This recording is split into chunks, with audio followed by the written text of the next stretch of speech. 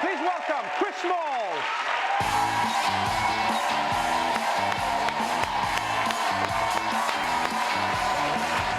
What's going on, my dude?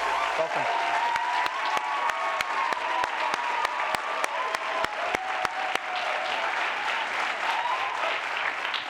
The man who took on Amazon and won, Chris Smalls. Welcome to the Daily Show. Thank you. Thank you for having me. What an insane story. Like, I remember when this first started, you know, the pandemic was happening, Amazon was ramping up production, the workers were struggling, people were complaining, and then your story popped up as an idea, and everyone said the same thing. They said, this guy's crazy, this is gonna fail, you cannot beat Amazon, and you did. Let's start at the beginning. Did you think you stood a chance? I know you did what you did, but did you think you stood a chance? I knew the whole time.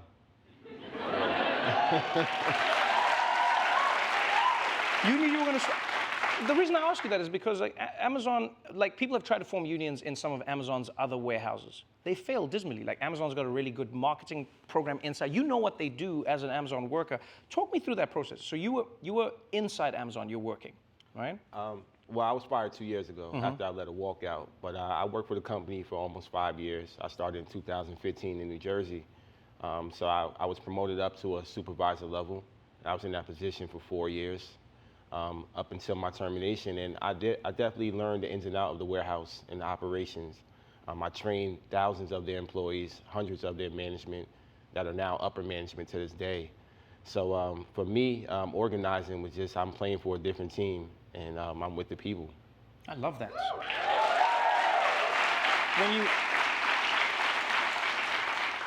When you thought of organizing, obviously there was a reason. You know, every one of us reads about Amazon from the outside. We hear these stories. People don't get enough breaks. Some people are peeing in bottles. Some people are, you know, stressed out because they have to meet random quotas that Amazon imposes on them. Just the other day, for instance, I think it was on Easter, you know, there was a sign up that said, thank you for working on Easter, and if you meet your quota, you're gonna get like a bag of chips or something. Yeah. It feels dystopian from the outside, but how much of that is actually true? What is it like to work in an Amazon warehouse? It is true. You know, as an Amazon worker, we're disconnected from outside. You know, we work 10 to 12 hours a day. If you work in New York and you're going to Staten Island, your commute is 2.5 hours, 3 hours, depending on what borough you live in. I lived in New Jersey, so my commute is definitely a long commute. And I used to tell my new hires, if you got a gym membership, you might want to cancel it. Wow. You know, because you're working 10 to 12 hours, you get a 30-minute lunch, you're doing calisthenics all day. When you're in the warehouse, what is the thing that you're fighting for the most? Because, you know, some people hear the fights against Amazon, they think about wages, you know, they think about time off, they think about the way people are treated within the warehouse. You know, obviously, everyone wants a better workplace altogether, but when you looked at the hierarchy of needs, what was the top priority? And then as you came down that pyramid, what were you looking to get? Well, I noticed that Amazon is ran completely off of metrics. You know, there was no human aspect to it. You know, you get fired by email or app, A to Z app. Wait, are you serious? Yeah. You know, people didn't have an interaction. They didn't know their managers, and there was a system in place to hire and fire. And, you know, it was before COVID when I realized that there's a system that's not only in place to fire people, but it was also discriminatory. You know, I applied to be a manager, a salaried manager, over 50 times in 5 years, and I was only interviewed twice.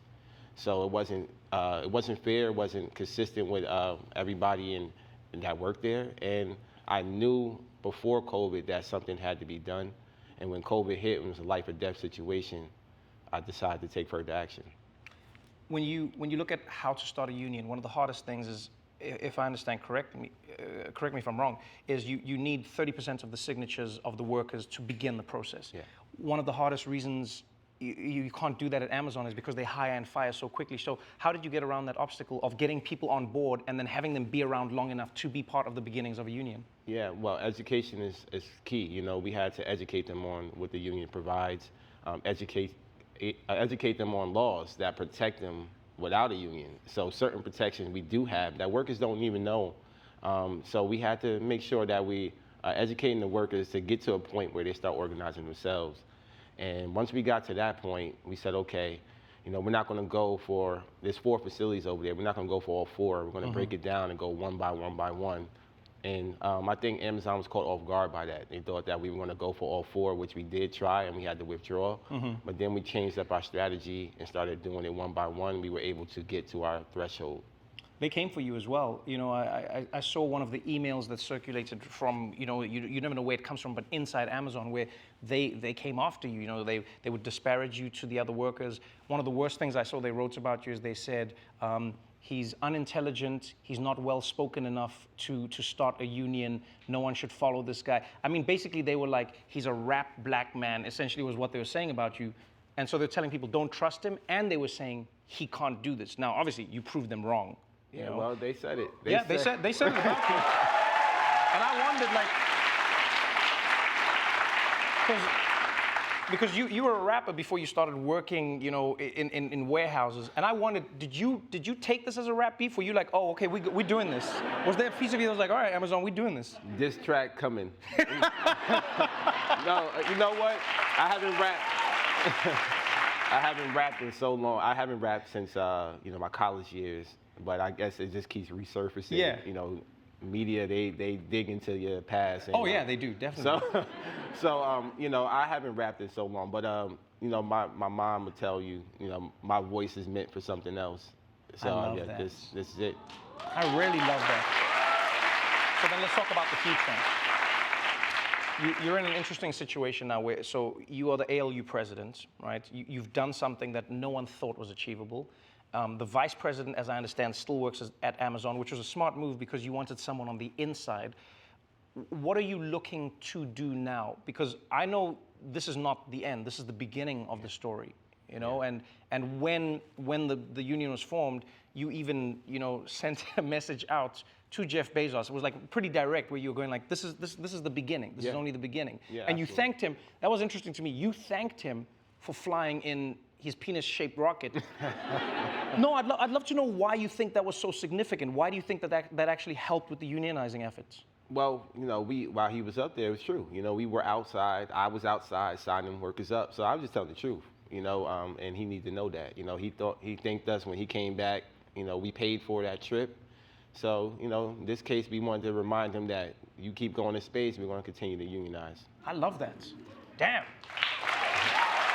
What are you trying to do going forward now? So, you know, many people out there, this is something I've really enjoyed about watching how you work. You've centered the union around the workers and the workers alone.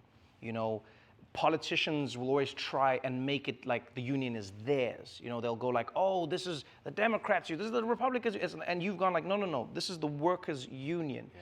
You know, because unions help all the workers. It doesn't matter what your political affiliation is, you're fighting for the workers. Right. I'd love to know why or how you thought of doing that, where so many would have aligned themselves with politicians. You've gone, no, I'm choosing not to do that. Yeah, you know, we want to represent all people. You know, you're a worker, whether you're left, right, up, down, middle, red, yellow, green, we don't care.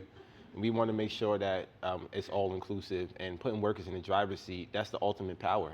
You know, if you start to align with certain groups, then Amazon uses that against you. You know, all right, this union president from this established union salary is $500,000. Yes. With me, they can't do that. I'm unemployed, so it's different. You know, it's different. You know, and having the workers in the driver's seat, and having them at the negotiating table, putting together a contract that protects them, especially the ones that work for the company and know the ins and outs of the company. That's the best thing ever, and now I want to give the power back to them by this union, and that's exactly what we're trying to do. What do you hope to achieve with the union? So give me some of the things that you know need to change now in an Amazon warehouse that all of us watch, because everyone, we use Amazon. Yeah. People love the service, but at the same time, you know, it's conflicting because people go like, wait, how are they being treated? How the people, you know what I mean? And it's a weird position for many people to be in. So yeah. What would you say to everyone going like, hey, this is what needs to change in Amazon. This is why we're trying to do this. Right. You know, well, customers need to know that just because you hit one-click buy, it's not magic. You know, these are real people being affected. You know, we want you to understand in solidarity with these workers. They come from your community. They're your neighbors. Mm-hmm. And we're customers too as workers. And the first thing we're fighting for is job security. Like you mentioned, they hire and fire people all the time. You know, there's people that are homeless working there, people in shelters working there that we help. We're fighting for $30 an hour, higher wages, better medical leave options, making everybody a shareholder again, who they stopped in 2018. Bringing back the monthly bonuses. Amazon workers know what I'm talking about. VCP, which was for productivity and attendance. We used to get that. They stopped that in 2018 as well. Bringing back hazard pay. They think the pandemic is over. People are still working, catching COVID, still being sick. And also, providing a better quality of life, a pension, free college for themselves and their children as well. Everything a union can provide, we want to provide with this union. You're a legend, my dude. Thank you so much for being here. For real. Man, everything you've done. Chris Smalls, everybody.